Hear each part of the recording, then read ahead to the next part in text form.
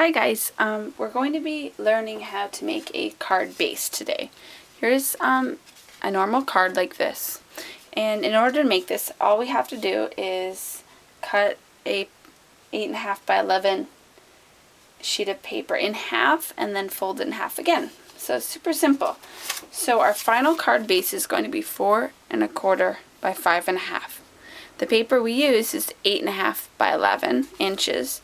And we will first cut at 5 1/2 and then fold at 4 1/4. So let's start. So here is some regular paper that you can get from Michaels. It's Recollections. As you can see, it's really flimsy and it doesn't make a good card base.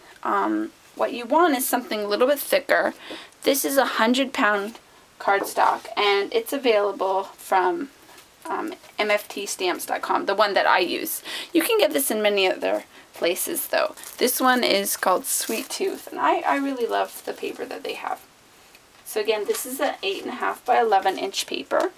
We're going to take our trimmer, and you can see our trimmer has numbers running down this way and this way. Well, from the center out.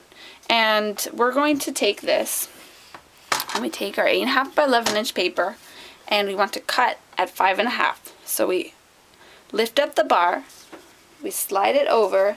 Here's our numbers. So we're going to go to the 5, 5 1/4, and then there is 5 1/2. Then we close the bar. And as you can see, the Fiskars paper trimmer has a wire running down, which is really good because it shows you exactly where your cut is going to go. So then we're going to move the blade up and to cut the paper, but let's make sure we hold our paper down so it doesn't move on us. And we run it up, and there we go. We have 2 pieces of paper ready to make 2 nice cards. So next we're going to fold, but in order to fold nicely, I'm going to use my scoreboard. This is a Martha Stewart scoreboard, and as you can see, it has numbers running down this way, and it has numbers running up this way. So we lay it down, and here we go.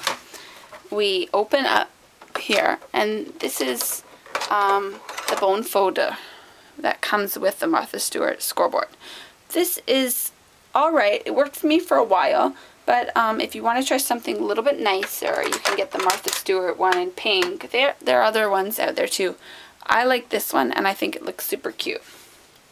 So we line our paper up with the top corner here, and we're going to score at 4 1/4. So we go over to the 4 1/4 is here. So all we do is we hold the paper down again, and we run it down the line. You do have to be a bit careful because sometimes it does jump out of the grooves that come down here. But you'll get the hang of it after a few times. So as you can see, we have an indented line here. And here is a bumpy line. Now sometimes you can buy cards like this and then you fold them yourself. The important part about folding scored lines is you don't fold with the bump out. You want to fold it so that this makes your nice spine, and that way your card will be stronger and it will look nicer. So all we're going to do is we're going to fold it to meet the lines at the edge of the paper. And don't worry if it's not perfect, you can always trim it later if it doesn't meet up. Sometimes it moves on you, no problem. Turn it over, run your paper folder up the sides there, and there's our card base. Ta-da! So one more time, I'll do real quick. There's the piece of paper. We go over to the 4 1/4. You run down. Do it twice to make sure you got it. We're going to fold it with the bump side in. Line up the edges. Take your folder and run it over. Ta-da! There's your card. Okay, so now I hope you have fun making cards on your own and try other dimensions. That's no problem. You'll have a lot of fun experimenting. So again, our final card base is 4.5 by 5.5. So you take an 8.5 by 11-inch paper, cut at 5.5, and you fold at 4.25. Now, if you don't have a paper folder, it really doesn't matter. You can just, you know, eye it and use something to, or use your finger. But if you want that crisp fold, you just get a bold folder and it works really nice. Okay, guys, have a good day. Bye.